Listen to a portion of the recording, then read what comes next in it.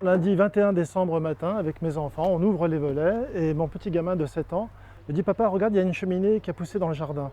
Après une semaine de démarche, on a su que c'était une antenne Free Mobile en réalité. Depuis 2 semaines, Jean-Marc Bernardini ne peut plus admirer la vue. Cet ancien Parisien a acheté une maison à Bergerac en octobre 2020, sans savoir qu'une antenne de 36 mètres de haut surgirait en face. Il appelle alors son agent immobilier. On lui a dit « Mais vous estimez à combien la perte financière ?» Il m'a dit « J'aurais du mal à l'évaluer.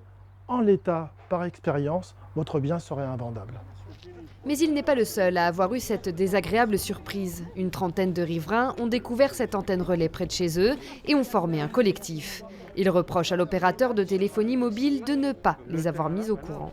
Aucune information, aucun affichage. A priori, il y aurait eu peut-être 2 jours d'affichage en 2020 quand la déclaration en préfecture a été faite. C'est impossible qu'on laisse cette antenne ici. Nous, on va continuer à se battre jusqu'à temps que l'antenne soit démontée.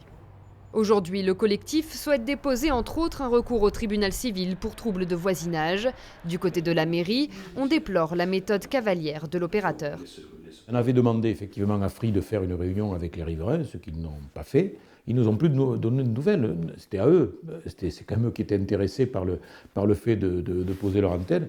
Entre septembre 2020 et puis aujourd'hui, et janvier 2022, ils pouvaient quand même nous recontacter, en rediscuter. Moi, je pensais que le dossier était enterré, quoi. Contacté par mail, l'entreprise de téléphonie mobile n'a pas répondu à nos questions. Les membres du collectif, eux, continuent d'alerter l'opinion publique. Ils ont récemment publié une pétition en ligne qui a recueilli plus de 9000 signatures.